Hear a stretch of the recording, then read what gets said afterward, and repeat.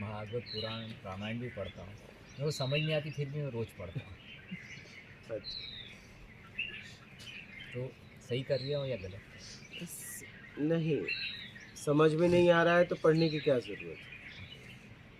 समझ में आना चाहिए। गीता का मतलब सीधा-सीधा है। गीता, गीता कहिए, त्याग, त्याग निकलने लगा है। अपनी बुराइयों का त्याग कर देना गीता है।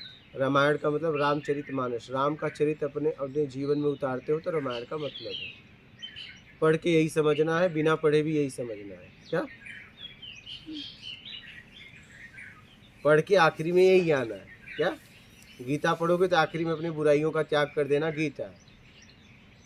और रामचरितमानस, राम का चरित्र अपने जीवन में उतार लो।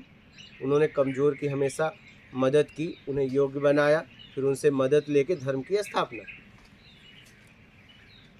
पहले उन्होंने कमज़ोर को उठाया, फिर उनसे सहायता लिया, समाज हित के लिए काम किया। तो आप भी ऐसा करो, तब रामायण का मतलब है।